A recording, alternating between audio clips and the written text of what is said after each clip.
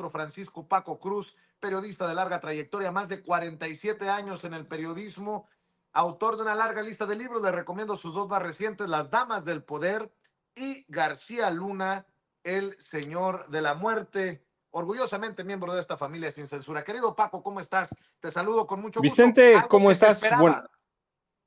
Vicente, sí, buenos días, algo que se esperaba. Ahora todos son inocentes, todos son santos, pero bueno, siempre la primera declaración es esa. Seguramente tienen mucho tiempo para, Joaquín Guzmán López y el Mayo Zambada tienen tiempo para negociar o para por lo menos jugar sus primeras piezas. Así que esta primera declaración no cuenta, esta primera audiencia es nada más para entender de qué los acusan y luego ya a partir de ahí en tener o armar un plan de defensa que seguramente ya lo tienen, Vicente. Pero buenos días, sé que está por ahí Pepe Reveles, el licenciado César Gutiérrez Priego, así que aquí estamos, Vicente. Déjame saludar primero al abogado César Gutiérrez Priego, a nuestro hermano, a nuestro gran amigo, el licenciado César Gutiérrez Priego. El querido Pepe Reveles aún no llega al sistema, el maestro Pepe Reveles, pero le decía, ya llegó el abogado especialista en Derecho Penal, Derecho Militar y Seguridad Nacional, César Gutiérrez Priego, a quien saludo con mucho gusto. César, ¿cómo estás?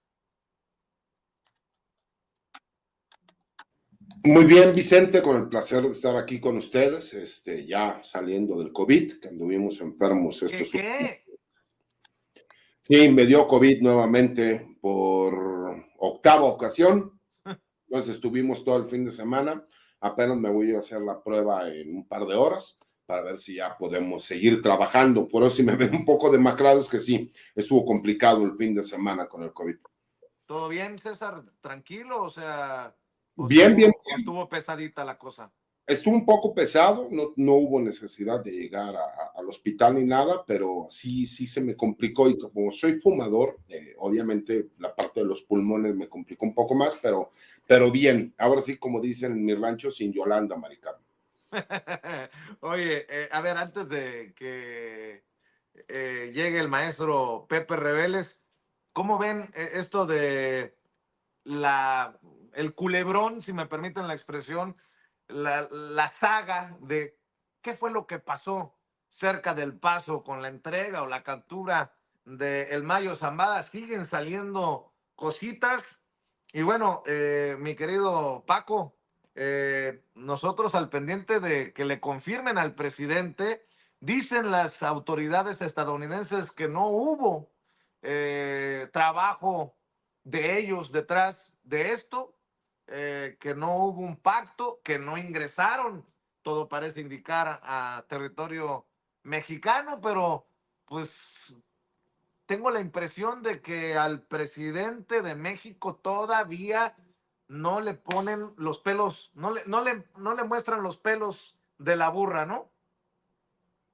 Vicente, no se los muestran, hay cualquier cantidad de huecos en esa historia, muchos, y cada uno los llena como según sus fuentes, según va atando cabos, según va atando, es como construir una telaraña, no sabes de dónde partir, pero eventualmente la tienes. Así que este caso de Joaquín Guzmán López, de Ismael El Mayo Zambada García, todavía da para mucho. Hay cualquier cantidad de especulaciones, cualquier cantidad de historias, cada uno tiene su verdad. La realidad es que, mira, tampoco hay en este momento evidencia de que agentes de Estados Unidos incursionaron y no lo necesitan. Mira, yo te había platicado antes, en abril de 1990, el presidente George H.W. Bush autorizó, perdón, no autorizó, dio una orden para que la DEA capturara a un grupo de narcos mexicanos, todos históricos, dio la orden y lo que hizo la DEA es que no entró a territorio mexicano, le pagó $250,000 a un grupo de mercenarios entre soldados en activo, soldados en retiro, y policías federales en activo. Y ese grupo capturó a un médico en Guadalajara, lo llevó, lo entregó en El Paso, luego lo juzgaron allá. A los 2 años, el doctor Humberto Álvarez Machain fue liberado no porque fuera inocente, sino por la forma en que se dio ese secuestro. Así que Estados Unidos, no, imagínate, si entran a territorio mexicano, lo capturan y lo llevan, pues lo desecharían, ya hay antecedentes. ¿Qué pasó? La verdad es que hay muchos huecos, pero sí, la historia nos dice que Estados Unidos es capaz de pagar. En aquella ocasión, 1990, $250,000, y lograron llevarlo, pero la defensa del doctor Álvarez Machain logró liberarlo 2 años después. El doctor terminó viviendo en Guadalajara, no sé si ya murió, tenía una taquería, pero hay antecedentes. Imagínate una incursión de agentes de la DEA para secuestrar a una par de capos mexicanos, sería una locura y se rompería abiertamente la relación entre los dos gobiernos y saldría mucho perdiendo el gobierno de Estados Unidos. ¿Por qué? Porque ¿qué autoridad, el ejército, la marina, la policía federal, querría cooperar con ellos? Ninguna, ninguna, pero tampoco sabemos decir lo que podemos hacer. Es decir, estos son los puntos que hay, esta es la historia, y Estados Unidos lo puede hacer, sí, claro. Fue una venganza del Mayo Zambada y de el Chapito, contra el presidente López Obrador, tampoco. Sí, venganza de qué, pero también podemos decir que el Mayo Zambada está enfermo no ahora. Mike Bill te lo dijo ayer, tiene 10 años que está enfermo. Cualquier condena, bueno, hasta se le ve el físico deteriorado, ya se ve que se está chaparrando, 76 años de edad. Y Joaquín Guzmán López, también un tipo que no es una persona importante en el cártel de Sinaloa, por lo menos en la célula del Chapito. Iván Archibaldo, su medio hermano, y hermano de Jesús Alfredo Guzmán Salazar, son los hombres que controlan esa facción del cártel de Sinaloa. Así que se van a dar especulaciones mientras no haya una versión real, mientras no entendamos lo que está pasando con el Mayo Zambada y pongamos en perspectiva sus enfermedades y pongamos en perspectiva el juicio no solo de eventual contra Ismael Mayo Zambada, sino contra Ovidio Guzmán López, hermano de este Chapito, que Joaquín Guzmán López. Entonces, todo hay que ponerlo en perspectiva y mira, ir atando cabos de a poquitos de todos, y ni así vamos a tener, podemos entender o tratar de entender, pero lo que hay en este momento entre la versión oficial, entre los informantes de cada reportero, porque cada uno tiene un informante distinto, y cada uno, si tú ves, cada uno tiene una versión distinta. Entonces va a haber especulación, va a haber especulación. Sí, te escucho, Vicente. Fíjate que el maestro Miguel Vadillo, director de la revista Contralínea, también publica hoy: la DEA capturó al Mayo y al Chapito en territorio mexicano. En clara violación a la soberanía nacional y a la misma Constitución, los departamentos de justicia y de Estado de Estados Unidos autorizaron que un comando de la Agencia Antidrogas estadounidense, DEA por sus siglas en inglés, montara una operación urgente para ingresar a territorio mexicano sin consentimiento ni autorización del gobierno del presidente López Obrador y capturar por ahí de mediodía del jueves 25 en la comunidad La Higuerita, a 12.5 kilómetros del centro de Culiacán, a los narcotraficantes Ismael El Mayo Zambada y a uno de los chapitos, Joaquín Guzmán López, hijo de Joaquín Guzmán Loera, actualmente preso en Estados Unidos. La captura de estos jefes del narcotráfico habría sido por una supuesta traición orquestada por el actual, es lo que escribe el maestro Miguel Vadillo, al del actual gobernador sinaloense Rubén Rocha Moya, quien solicitó al Mayo Zambada intermediar para sostener una reunión con el exrector de la Universidad Autónoma de Sinaloa, Héctor Melesio Cuen Ojeda, del Paz, y con quien el mandatario estatal tenía una confrontación permanente y serias diferencias políticas. Horas más tarde de la captura de los dos narcotraficantes, el mismo jueves por la noche, fue asesinado el líder político, algo que a eso tampoco le hemos puesto toda la atención, ¿no? Las versiones en torno a los personajes de la política que tendrían ligas o conexiones, Paco, antes de ir con César. No, todo, Vicente, es que todo se presta, cada uno tiene fuentes distintas y eso ha alimentado a cualquier cantidad de narrativas. Tienes narrativas diferentes, depende a qué periodista le crees, en cuál confías más. Cada uno tiene una historia diferente. Fue el FBI, fue la DEA. Anabel dice, por ejemplo, fue el FBI. Jesús Esquivel, un reportero que conozco desde hace muchos, por lo menos 2 décadas y media. Sé que es un periodista muy confiable, trabajé con él, trabajamos, lo conozco cómo trabaja. Él dice que fue una operación aparte que ellos entregaron. Este, es una cuestión te digo, de ir atando cabos y va a pasar un tiempo hasta que podamos atar todos los cabos y que el Departamento de Estado, a través de la Embajada de México, le entregue a López Obrador o al gobierno de López Obrador un reporte real. Yo te decía, imagínate esa incursión en este momento para López Obrador, va a quebrar o va a romper la confianza del Ejército, la Marina y de la Guardia Nacional en Estados Unidos, así que ellos tendrían más cosas que perder. ¿Es posible, otra vez, sí, pero pues ya, la vez pasada, en 90, cuando dio el presidente Bush la orden, pagaron $250,000.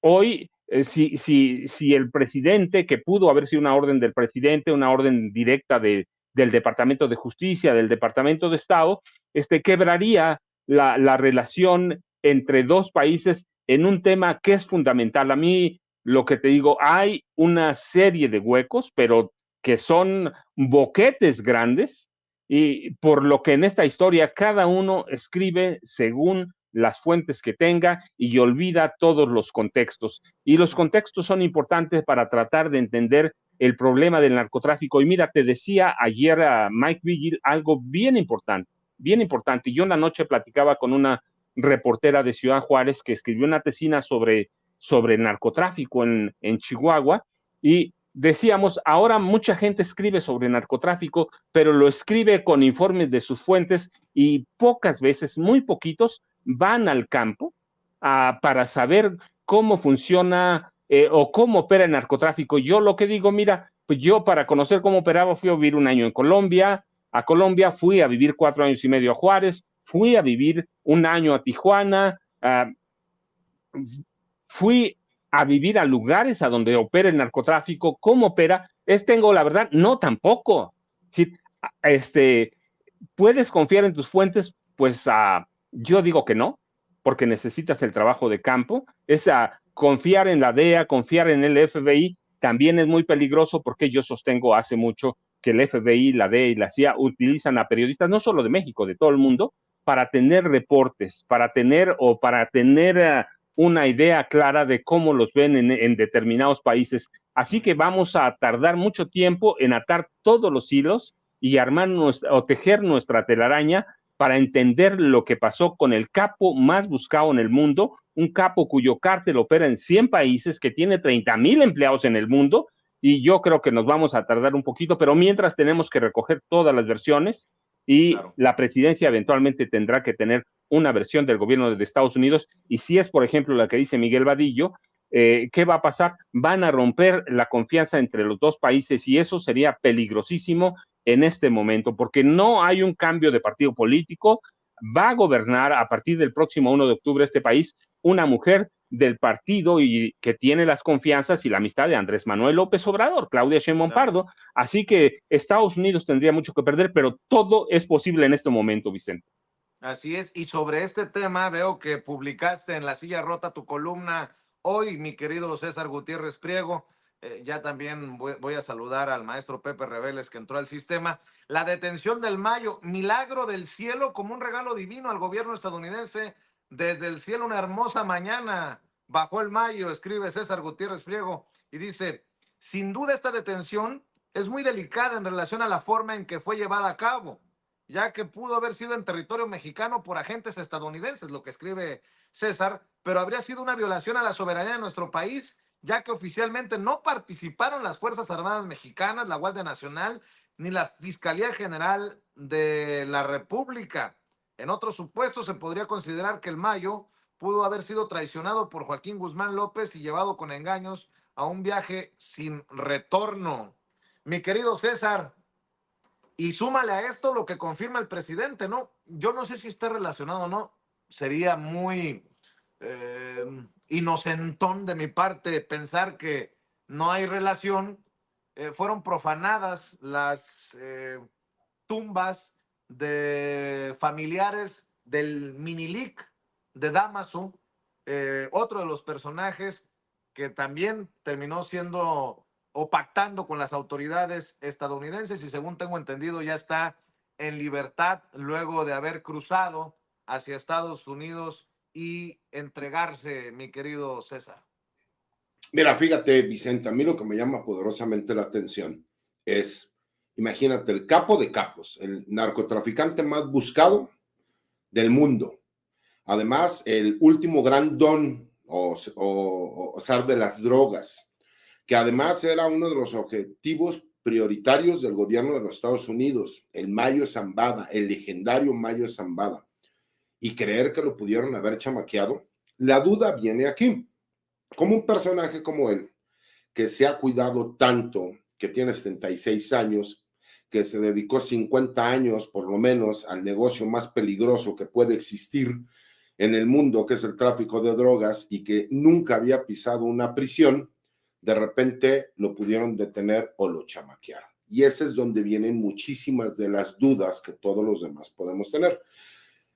Tengo que diferir un poco con Paco en una situación. Cuando se lleva a cabo la detención del doctor Humberto Álvarez Machain, a quien conozco porque yo conocí a su hijo, el jetón le decíamos, y que todavía hace algunos años seguían teniendo unas taquerías allá en Guadalajara, en Zapopan y en Tlaquepaque. Por ejemplo, con él la situación fue que no lo regresan a México porque fue secuestrado, porque incluso ese caso que fue a Estados Unidos contra Humberto Álvarez Machain, llegó hasta la Corte Suprema de los Estados Unidos y la Corte Suprema determinó que si una persona, no importaba el estatus, cómo había sido ingresado hacia los Estados Unidos, tenía acusaciones e imputaciones en el del gobierno de los Estados Unidos por parte de la Fiscalía, no importaba, iba a ser procesado. En este caso, un jurado determinó que él no tenía responsabilidad respecto a lo que lo habían imputado. Eso lo sé por esta relación que yo tenía con el jetón, su hijo. Pero, ¿por qué el antecedente lo comento? Porque en próximos días o en los próximos meses nos enteraremos realmente de lo que sucedió. Y por eso en la columna lo señalo, ¿no? A ver, no sería la primera vez que autoridades mexicanas, no de forma oficial, detuvieran a una persona y la entregaran hacia los Estados Unidos. Me es penoso reconocerlo, pero, por ejemplo, mi padre lo hizo, ¿no? Entregó a una persona que se llamaba Francisco Doyán Palacios, que era buscado por el gobierno de los Estados Unidos y ellos tenían miedo de que en todos estos trámites para la extradición y de acuerdo a los expedientes y la causa penal de mi señor padre, él lo entrega en Estados Unidos sin que los gringos supuestamente se enteraran en un automóvil, en una cajuela.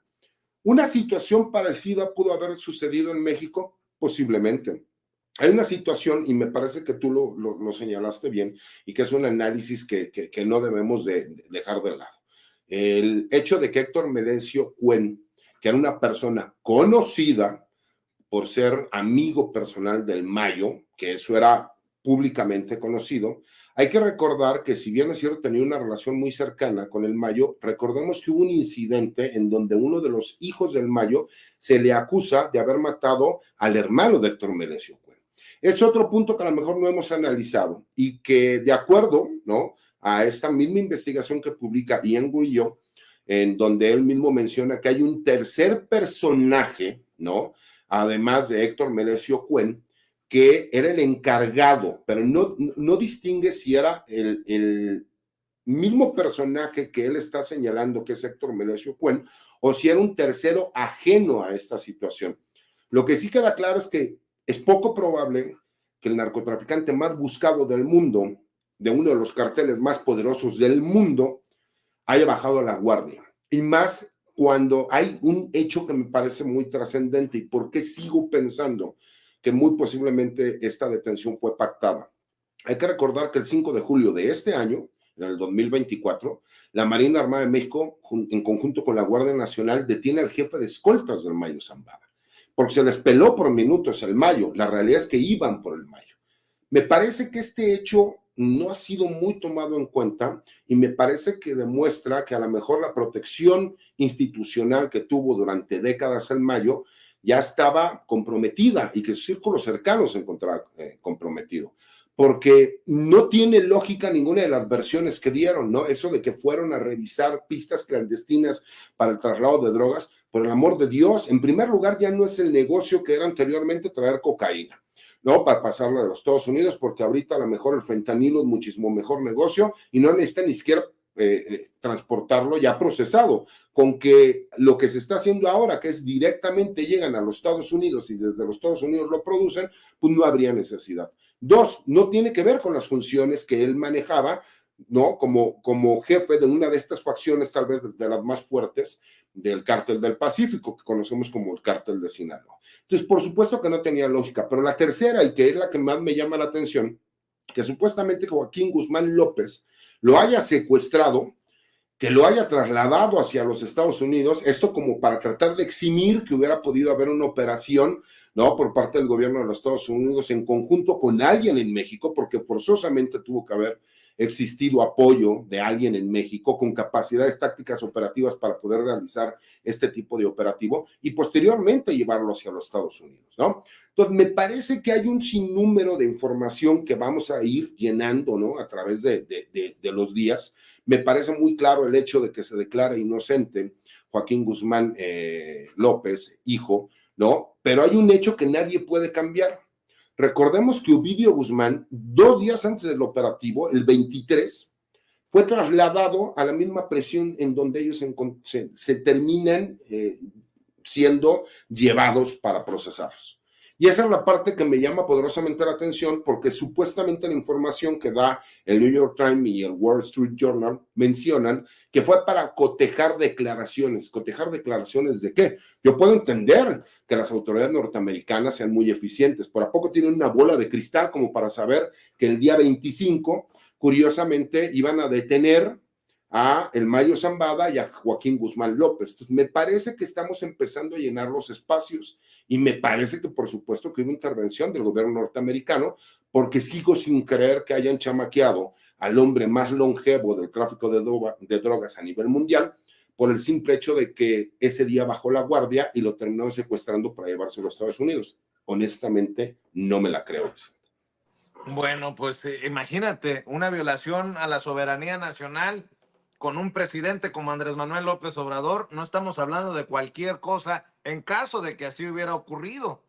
Y bueno, déjenme también sumar a la mesa, mi querido César, mi querido Paco, al gran Pepe Reveles, al querido, admirado, respetado Pepe Reveles.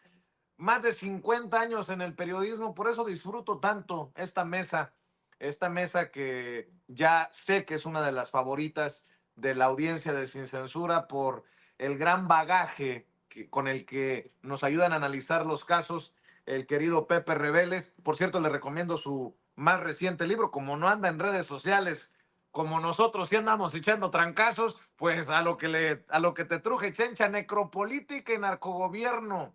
Nuevas dinámicas de poder en México, de Pepe Reveles, su más reciente libro. ¿Cómo estás, Pepe? Pues nosotros aquí hablando del Mayo Zambada, hoy que estoy leyendo que el hijo mayor del Chapo Guzmán, que fue detenido con el Mayo, se declaró no culpable de los delitos que se le imputan durante su comparecencia en este tribunal en Chicago, acá en Estados Unidos, ante la jueza Sharon Johnson Coleman. Guzmán fue acusado por el gobierno estadounidense de tráfico de drogas, específicamente de fentanilo, lavado de dinero, posesión de drogas. Y bueno, ahí estuvo Jeffrey Lichman, el que fue también abogado en el caso, en el juicio del Chapo y de Ovidio Guzmán, su carnal. Mi querido Pepe, gracias por estar aquí. ¿Cómo te va? Un gran gusto saludarlos, Vicente, a ti, a Paco y a César, al abogado César. Me parece que conforme pasan los días se ha ido enredando más el tema del Mayo Zambada. El propio presidente de la República está admitiendo la posibilidad de que agentes extranjeros hubiesen participado en su captura en territorio mexicano. dice que no está aprobado, pero admite esa posibilidad, ¿no? Ya no vamos a volver al caso Álvarez Machain para no repetir lo que dijeron tanto Paco como el licenciado César, sino que me parece a mí que hay cosas que deben aclararse y que se han dicho, pero que no se han terminado de decir. Por ejemplo, cuando se habla de un avión Cessna 205 que salió del aeropuerto de Hermosillo, con el nombre incluso del piloto estadounidense, que no se dedica a ser piloto, es dueño del avión, ¿no? Nos dice el gobierno mexicano que sale un tripulante y llegan 3, pero no nos explican en dónde hubo una escala o dónde se subieron los otros 2 o cómo llegaron los otros 2 allá, por un lado. Por otro lado, lo que se observa, si uno busca el tipo de avión Cessna 205 que habría salido de Hermosillo, como está consignado en la bitácora, y el que llegó a los Estados Unidos, de donde fueron bajados el Mayo Zambada y Joaquín Guzmán López, son totalmente diferentes. Se trata de un Beechcraft, el que llegó a Estados Unidos. Entonces, ¿de dónde salió ese avión? ¿O dónde hubo el trasplante de avión? O si las autoridades de Hermosillo permitieron que se tergiversara la bitácora para decir que nada más iba una persona, o si hizo alguna escala y no sabemos en dónde ocurrió. Pero bueno, fuera de la forma en que llegó el transporte en el que llegó a territorio estadounidense el Mayo Zambada, pues sí hay versiones, como dice Paco, cada quien se adhiere a la que más está cerca de su corazón. Y yo, por ejemplo, estoy leyendo y hoy lo retoma Reforma, yo lo había tomado un día antes, un reportaje que hacen 2 periodistas que son muy respetables para mí, que son Joan Grillo y Juan Alberto Cedillo, en donde hablan de una visita a una residencia en Culiacán, en Huertos del Pedregal, a donde llega el Mayo, un poco descuidado, ¿no? Con demasiada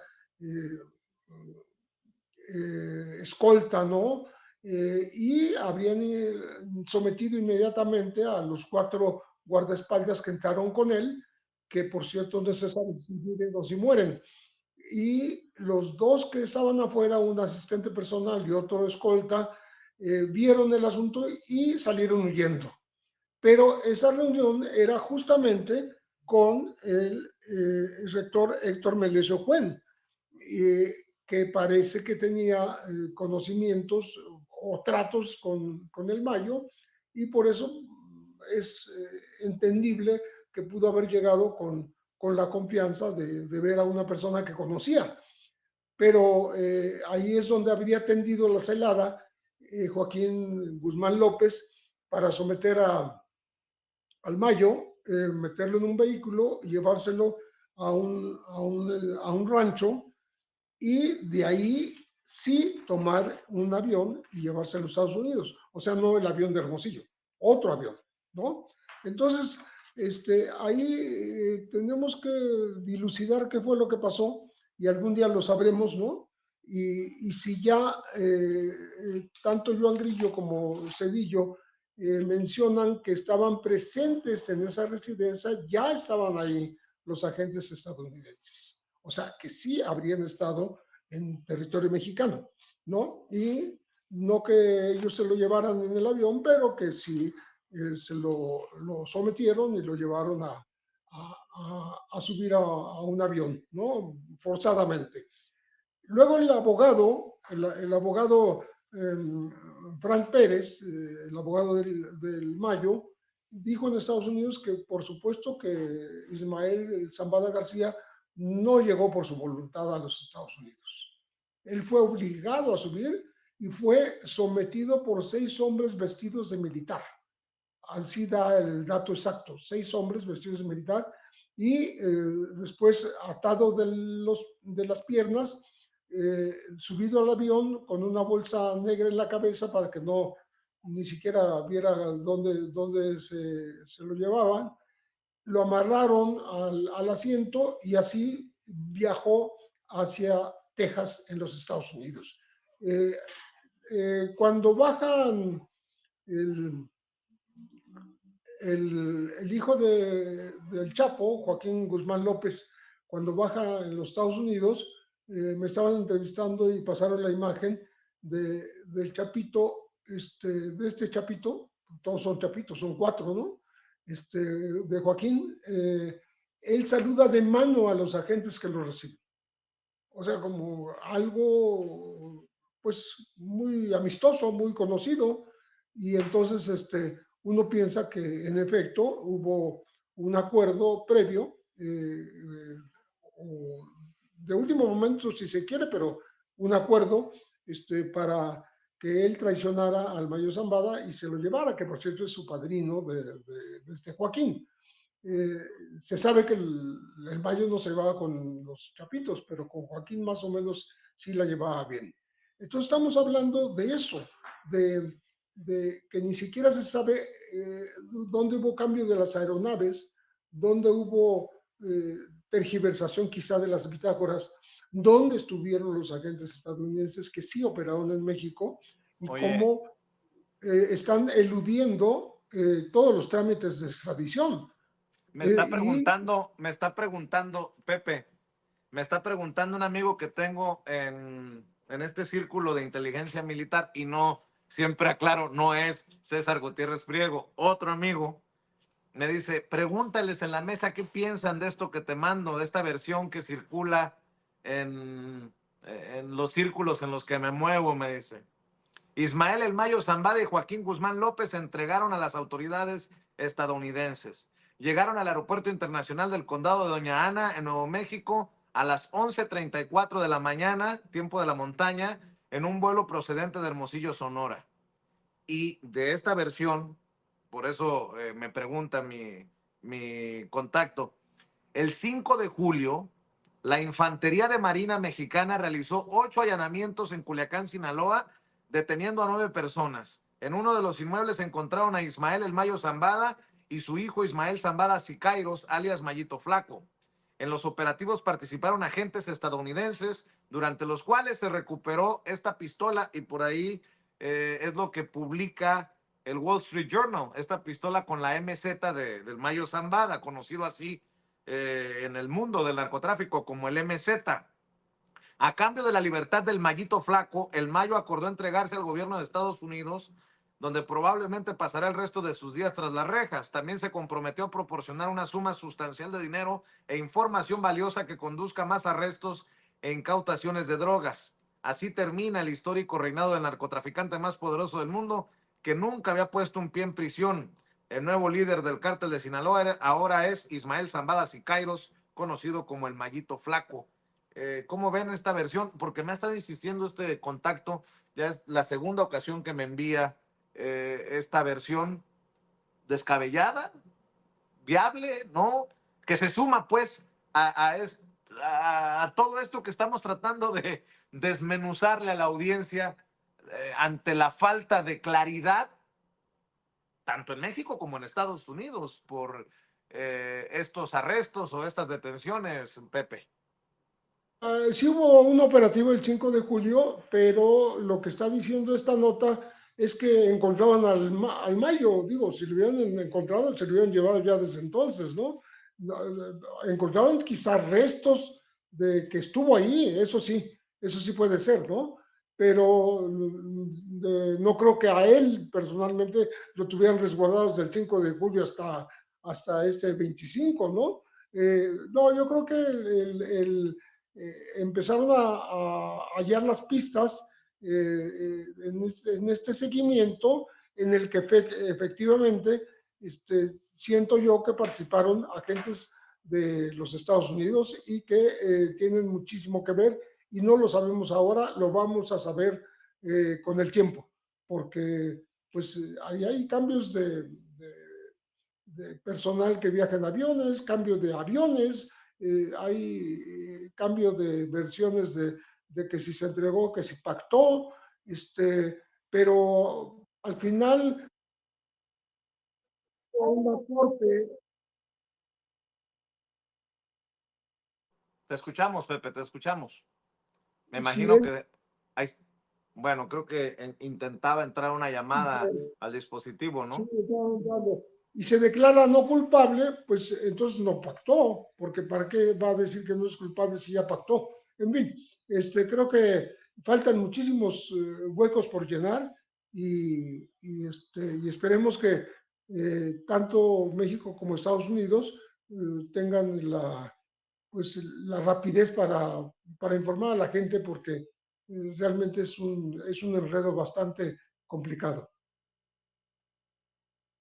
Voy dejando también cositas en la mesa para que se sirvan, mi querido Paco, mi querido César, mi querido Pepe.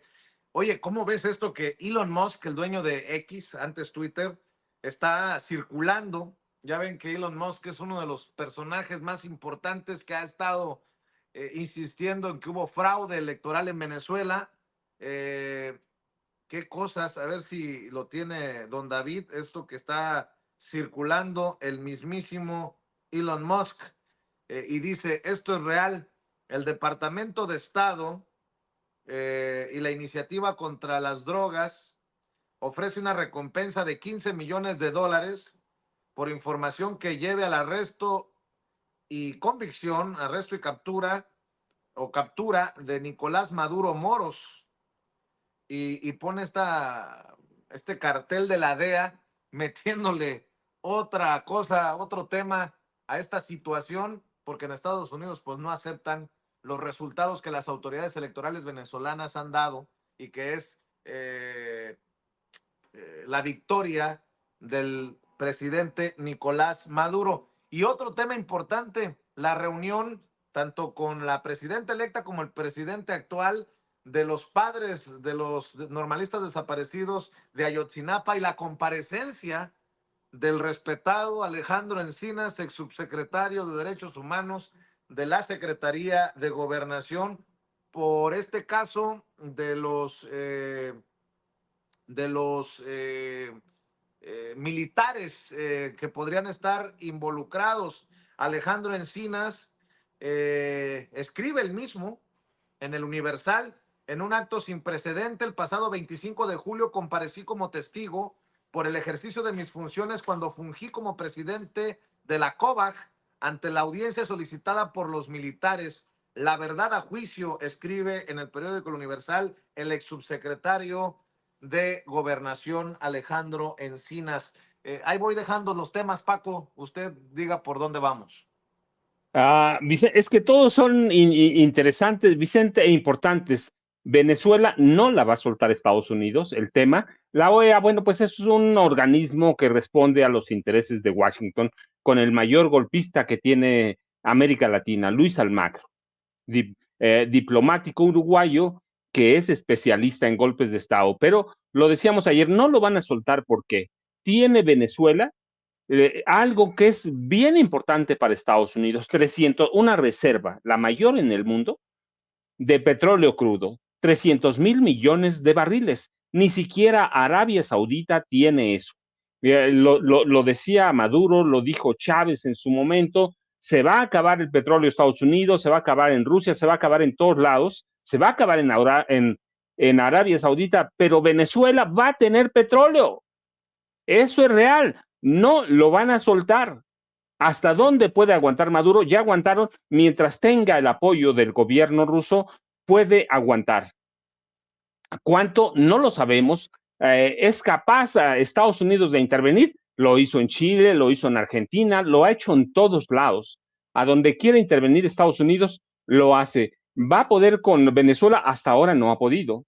Hay embargos violentísimos. Recuerda, incluso le embargaron cuentas de petróleo de Venezuela que le entregaron a Juan Guaidó como $1,000 millones y ya está Venezuela sometida a un embargo brutal de Estados Unidos, a una conspiración brutal también. Así la va a sostener. ¿Por qué? Pues porque hay planes del Comando Sur, los ha dado a conocer, tan pronto como a finales del año pasado el Comando Sur dijo, tenemos un plan de 5 años para controlar el resto, toda Sudamérica, y el Comando Norte completó, y de México hacia abajo también. Si no van a soltar a Venezuela, ¿qué tiene Venezuela? 300,000 millones de barriles de reservas probadas de crudo.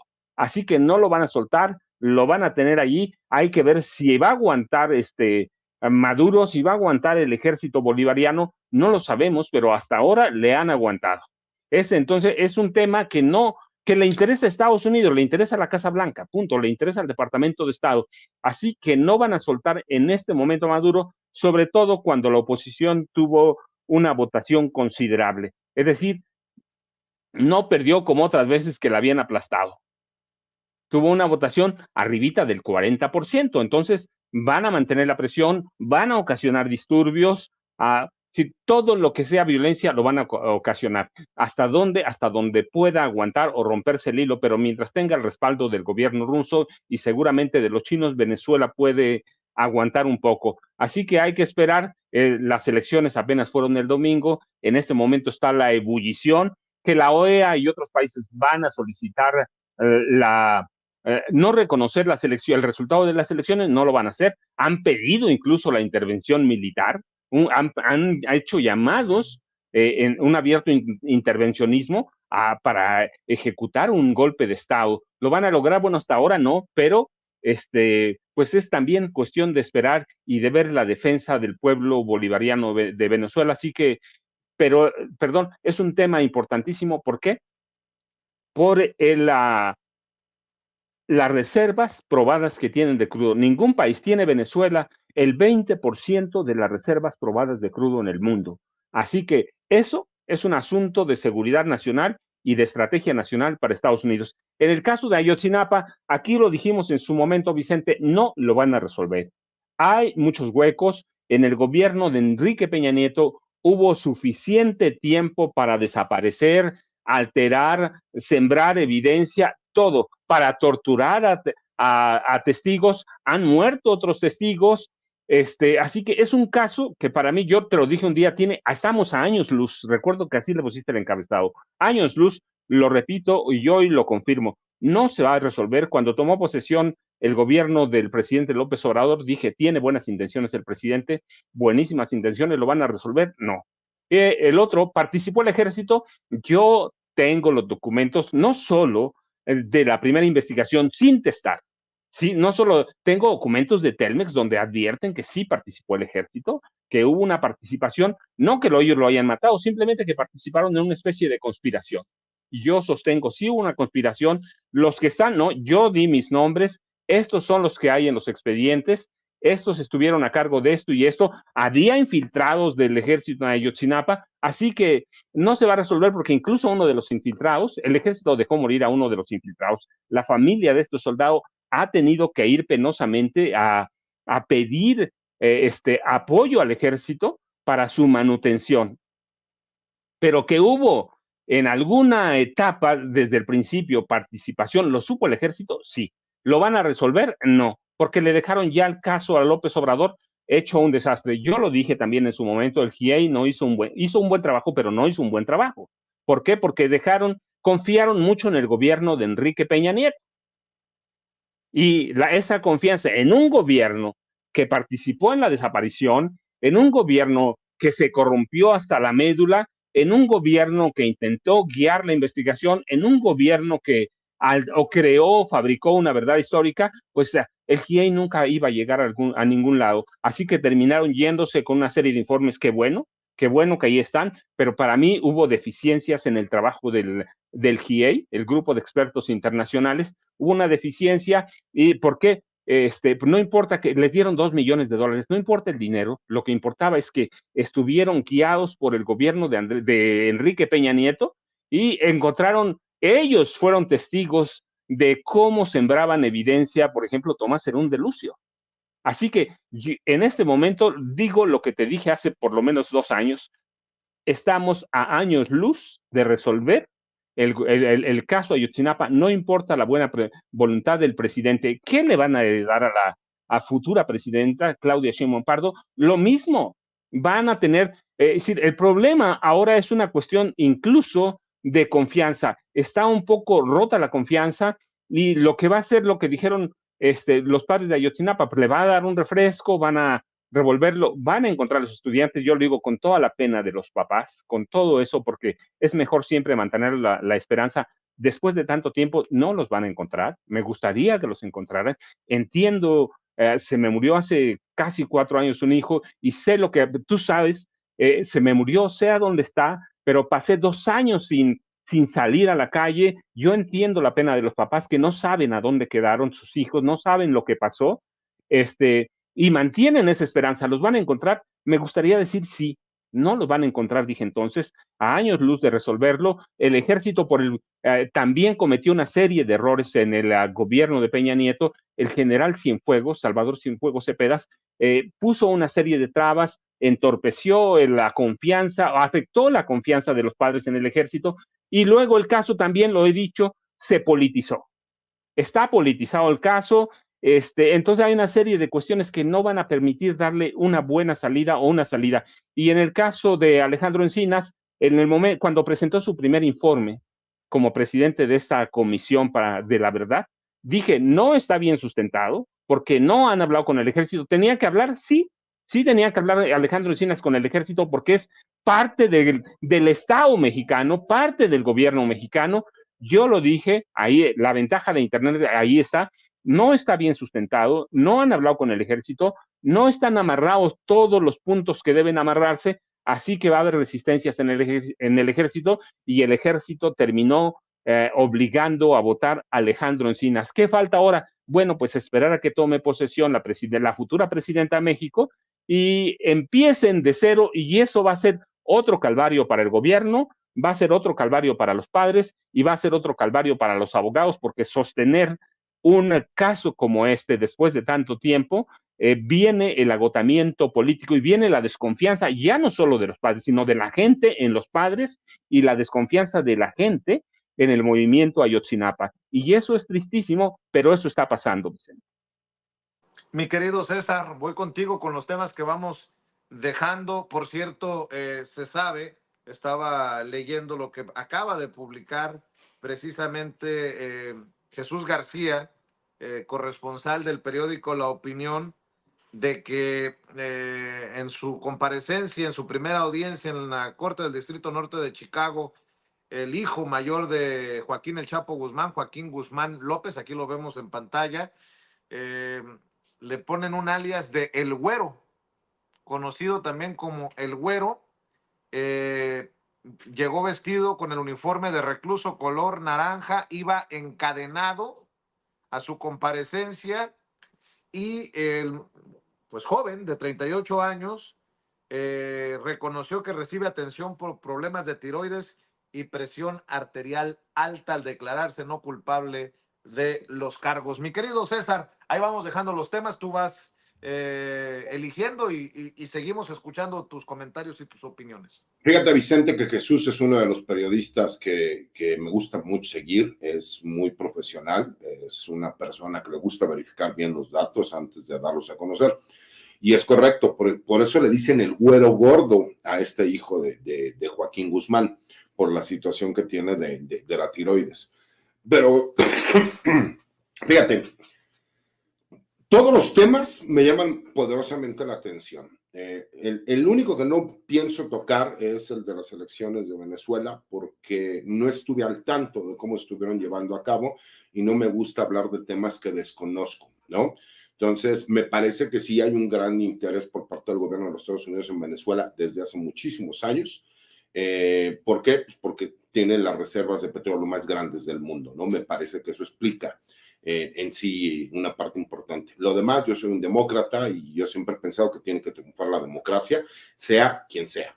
Entonces, es un tema que como no he estado muy al pendiente, no quisiera tocarlo. Pero nada más para finalizar con el caso de la detención del Mayo, hay que recordar algo, ¿no? Esta versión que tú nos dices, que este amigo tuyo de estos áreas de inteligencia militar te menciona, por supuesto que también a mí me tocó que me compartieran parte de esa información, pero que incluso manejaran, como bien lo dice Paco, que a lo mejor habían detenido al Mayo desde el 5 de julio, como yo te había comentado, ¿no? Y que a lo mejor lo habían tenido resguardado. Situación que también se me hace poco probable. Lo que sí, y sí se menciona mucho, es, hay que recordar que el Mayo Zambada tiene al Vicentillo, que era su hijo consentido, que fue detenido en México, extraditado a los Estados Unidos, que incluso se supone que en esa extradición él ya tenía un acuerdo previo con el gobierno de los Estados Unidos, pero que llegando a Estados Unidos no le respetan el acuerdo. Y eso viene en el libro del traidor de Anabel Hernández, o por lo menos esa es la justificación que maneja en ese libro. Después, por supuesto, pues conocemos al rey Zambada, ¿no? Su hermano, que fue detenido también. Recordemos que el Vicentillo fue testigo protegido en el juicio contra el Chapo Guzmán. El rey Zambada fue testigo protegido en el juicio contra García Luna, ¿no? También hay que recordar que está detenido su otro hijo, Ismael Zambada, el Mayito Gordo, ¿no? ¿Por qué? Porque este último hijo, que es el Mayito Flaco, ¿no? Para que vean cómo no se quiebran la cabeza tampoco para los apodos. Por eso uno de los hijos del Chapo es el Güero Gordo, y hay otro que le dicen el Güero también, pero como está delgado, pues es el Güero Flaco, ¿no? Nos hace ver que por lo menos sí había una posibilidad de que al Mayo se le haya buscado para que él terminara negociando a lo mejor una entrega pactada, porque se me hace muy poco probable que una persona como él se haya dejado atrapar. Eso es mi humilde punto de vista, ¿no? Como para terminar un poquito el punto y decir que para mí esto se me hace una telenovela estilo Netflix, nos daremos cuenta en los meses por venir qué fue lo que realmente sucedió. Me parece que sí hubo autoridades extranjeras operando en México, pero que forzosamente tuvo que haber sido de la mano con autoridades mexicanas, que no lo hicieron de forma oficial y que por eso las instituciones siguen sin saber exactamente qué fue lo que sucedió. En el siguiente punto, ¿no? que creo que es relevante, tiene que ver con la comparecencia de Alejandro Encinas. Yo he dicho abiertamente que yo siento mucho respeto por Alejandro Encinas como luchador social, y la verdad es que tuve la oportunidad de estar con él en el cierre de campaña de Claudia Sheinbaum. Me tomé unas fotografías con él, de broma le dije, se las vamos a mandar al secretario de la Defensa para que haga berrinches. Él me dijo, por favor, hazlas y me etiquetas. La verdad es que es un excelente ser humano y una excelente persona. Pero hay que entender qué es lo que pasa con el caso Ayotzinapa, y bien lo dice Paco. Una cosa es lo que existe dentro de la causa penal y otra cosa es lo que sale en las noticias, mi querido Vicente. Se dice que los abogados de la Secretaría de la Defensa Nacional están litigando en contra del gobierno, y eso es falso, porque no son abogados de la Secretaría de la Defensa Nacional, son abogados particulares contratados por los elementos militares. Te lo digo porque a mí en su momento me ofrecieron llevar parte de esa defensa y yo tomé la decisión de no llevarla. ¿Por qué?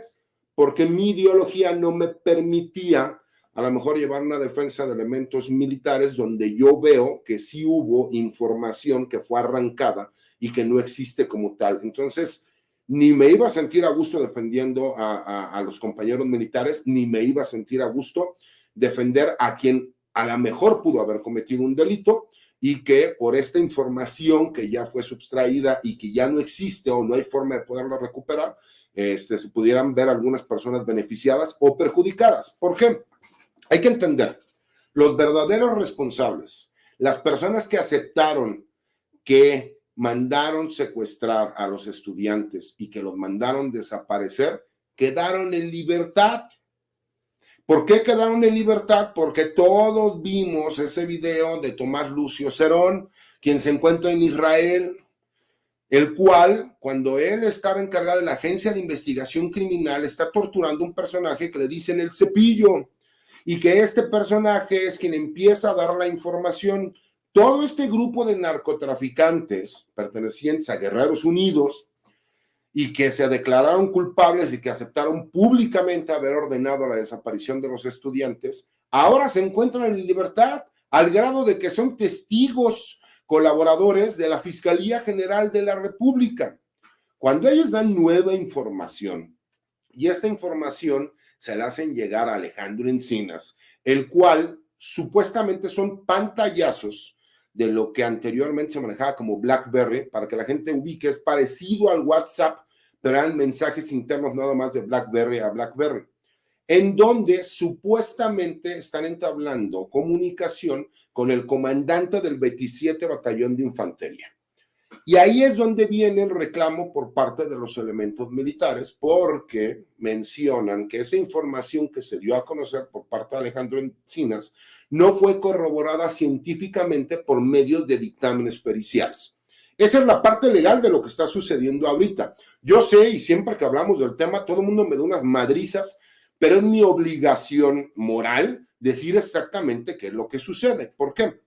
Todo el mundo sigue culpando que los elementos militares tuvieron que ver en la desaparición de los normalistas de Ayotzinapa por ciertas cuestiones. Una de ellas es la fotografía que toma el capitán Crespo adentro de un hotel allá en Iguala, en donde les dice a los muchachos, a ver muchachos, todos volteen a la cámara y den sus nombres reales, porque si no, no los vamos a encontrar, como si pareciera una amenaza. Y el segundo punto, que lo ha mencionado Paco y que es real, por medio de la geolocalización, sí se llegó a demostrar que por lo menos los teléfonos, algunos de ellos sí estuvieron adentro de instalaciones militares. Eso no significa que los jóvenes hayan estado adentro de instalaciones militares y eso no significa que hayan sido retenidos ni secuestrados, ¿no? Por parte de elementos militares, que en este caso sería una desaparición forzada porque las autoridades no secuestran, sino que se llama desaparición forzada, ¿no? Los civiles sí secuestramos, ¿no? Entonces, ese es el grave problema en donde obviamente los militares se sienten agredidos, contratan a un bufete de abogados particular, en donde tienen coordinación con la Secretaría de la Defensa Nacional, pero que los honorarios son pagados por parte de los elementos militares y sus familias. Entonces, ahí es donde parecería que choca a la gente porque dicen los militares se están defendiendo. No, yo que formé en su momento parte, ¿no? De por lo menos los primeros imputados sobre este delito, el problema que existe es que lo que vemos en las noticias no existe en la causa penal. Por ejemplo, todas las imputaciones que se dicen, los testimonios que hemos escuchado, incluso de un personaje que es diputado, que formaba parte de los 43, que me tocó tener debates con él en este programa, en este espacio, no existe en la causa penal. Entonces, por eso la gente tiene tanta desinformación. Presidencia de la República ha reconocido que existe la posibilidad de que ciertos elementos militares, sin que tenga que ver toda la institución, pudieron haber estado relacionados con este grupo de criminales. Y todos los demás personajes que han imputado, por supuesto, algunos se les concedió porque dicen que todos los militares se encuentran en libertad. Falso. Algunos militares, que fueron los últimos que acusaron, que son los que están mandando llamar a Alejandro Encinas para que comparezca, ¿no?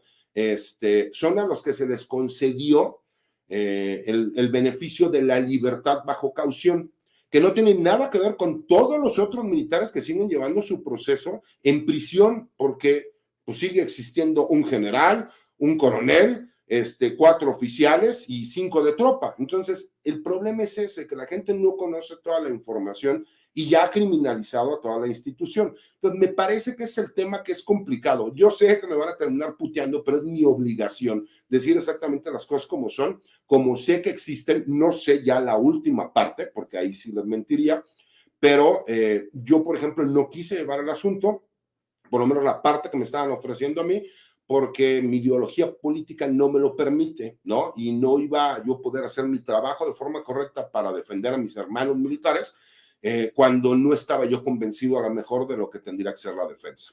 Y pues a grosso modo eso es lo que opino sobre ese tema, que sigue siendo muy escabroso y que opino lo mismo que Paco.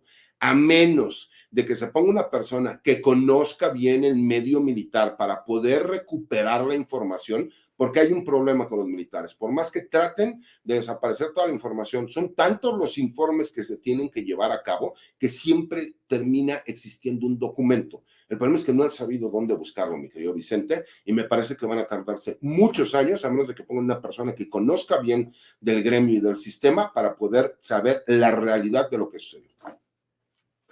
Mi querido Pepe Reveles, también el tema Ayotzinapa, tú lo has seguido, a pesar de las críticas que se tornan políticas del abogado Vidulfo Rosales. Bueno, pues dice el presidente que fue una buena reunión, ya se comprometió en un mes a recibirlos otra vez, la comparecencia de Alejandro Encinas, en fin, muchos elementos en este tema y lo que ya he mencionado, en fin, hay mucha información, telita de dónde cortar, Pepe.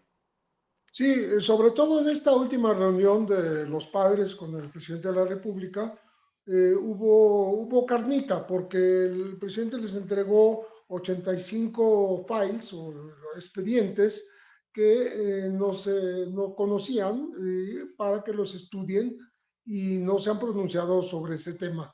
Me parece que es una buena forma de ir empatando con las exigencias de los padres de tener acceso a toda la información, ¿no? Ya que tanto se ha criticado justamente al ejército de guardarse esta información. Pero como decía el licenciado César Gutiérrez, tarde o temprano esa información está ahí, porque el ejército la tiene que elaborar. La elabora y que tarden en darla, pues la presidencia está ayudando a que eso no ocurra, que sea lo más pronto posible. Entonces, creo que eso es positivo desde el punto de vista de la cercanía, de la voluntad presidencial, ya en los últimos meses de este gobierno, con respecto a la solución que se busca, que sigue siendo la misma, ¿no? El hallazgo del paradero de los 43 normalistas o de los 40 que quedan porque 3 han sido identificados, los restos. Eso es por otro lado.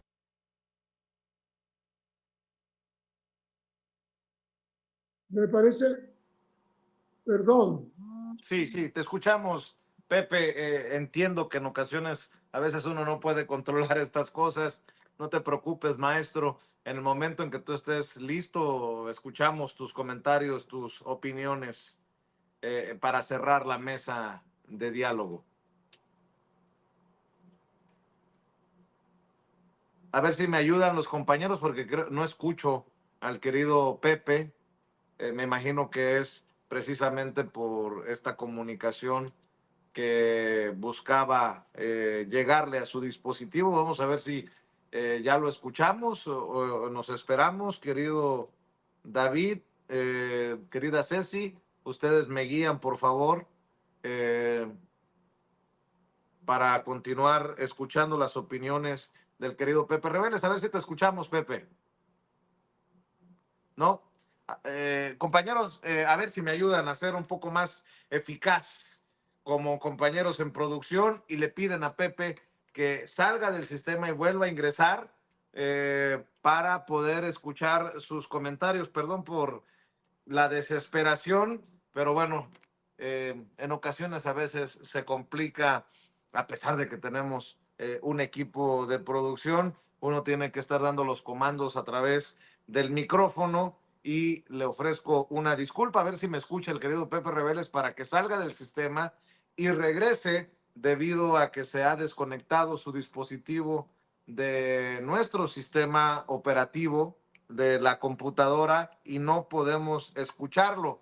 Pero bueno, mientras regresa, yo le quiero invitar para que siga opinando. Los estamos tratando de leer a todos y bueno, pues en la medida en que regrese el querido Pepe Reveles, mientras regresa Pepe, mi querido César, ¿me quieres adelantar tus redes sociales para que la gente también esté al pendiente de esta columna que me parece importante en torno a la captura del Mayo Zambada que publicas hoy en la silla rota?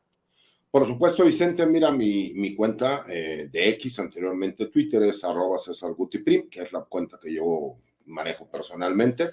Todos los martes escribo una columna de opinión en la silla rota, los jueves hago una videocolumna para el blog de información militar y seguridad nacional Campo Marte, y los martes obviamente la mesa de análisis que tenemos aquí con los compañeros y amigos grandes maestros en Sin Censura. Les mando un abrazo y como siempre es un placer estar con ustedes todos los martes. Claro que sí, mi querido César. Oye, cuídate mucho esta situación del COVID. Te deseamos que la recuperación sea rápida, completa. Ya sabes que te queremos mucho, hermanito. Y mi No, querido, Mande. No te preocupes, acuérdate que hierba mala nunca muere, gracias a Dios, ¿no? Ni los guachos cuando me detuvieron, me torturaron, pudieron. Entonces aquí seguimos y aquí seguiremos, mi querido Vicente. Gracias al creador, mi querido César Gutiérrez Priego. Querido Paco, yo sigo invitando a la gente para que busquen tus libros, los dos más recientes sobre todo, Las Damas del Poder y García Luna, El Señor de la Muerte, y que te sigan apoyando en redes sociales, querido Paco. Vicente, pues yo te agradezco a ti, un abrazote también para el licenciado Gutiérrez Priego, para Pepe, que ojalá se reconecte ahora, pero mira, vamos a tener caso, Mayo Zambada para mucho tiempo, para mucho rato, para hilar historias y muchas que faltan. Yo, ya sabes, @Paco Cruz Jiménez en X, antes Twitter, Francisco Cruz Jiménez en Facebook, Vicente, y nos vemos mañana como siempre. Claro que sí, ya regresó el querido Pepe Reveles. Maestro Reveles, te seguimos escuchando, Pepe, en este comentario con el que cerramos la mesa de diálogo. Estabas analizando, comentando, y te seguimos. Vamos contigo nuevamente. Lamento que haya habido ahí un problema técnico, pero comentaba yo que Encinas se presentó con toda la voluntad de responder a las preguntas que le hicieran, que finalmente no se las hicieron porque no hubo el cumplimiento de esta amenaza de interrogarlo durante horas, ¿no?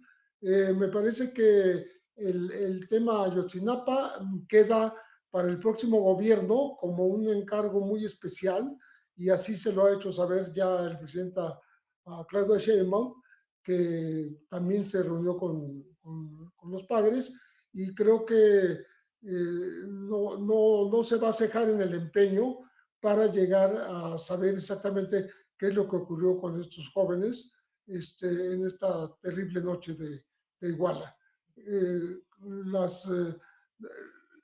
Las autoridades están haciendo lo mejor que se puede, no siempre se puede, y como decía Paco, se ensució demasiado el caso desde un principio, hubo torturas, delincuentes con ese pretexto liberados, ya no se recapturó a muchos otros, y bueno,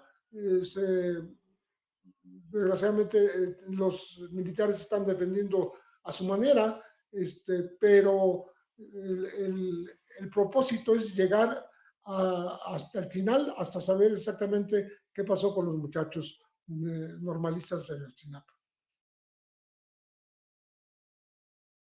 Oye, querido Pepe, pues yo te quiero agradecer por hacer ahora sí que en estos casos circo, maroma y teatro, maestro, para cumplirle a la audiencia de Sin Censura que tanto te respeta y te admira. A esa audiencia le pido que esté al pendiente del trabajo de investigación del maestro Pepe Reveles. Su más reciente es de necropolítica y narcogobierno, las nuevas dinámicas del poder en México, un tema tan actual, tan importante, y que nos debe de servir el trabajo, como nos ha servido por más de 50 años el trabajo del maestro Pepe Reveles, para entender la realidad que normalmente no se cuenta en los medios corporativos. Querido Pepe, te mando un abrazote y todo mi respeto y mi admiración. Muchísimas gracias, Vicente, un gran abrazo, y bueno, nos despedimos de la audiencia y nos veremos el próximo martes. Claro que sí, nos vemos aquí el próximo martes. Los maestros Paco Cruz, Pepe Reveles y el querido César Gutiérrez Priego. Ahí está el querido Paco. Te mando un abrazo, Pepe. Gracias. Los maestros en la mesa de maestros de todos los martes. Y ya llegó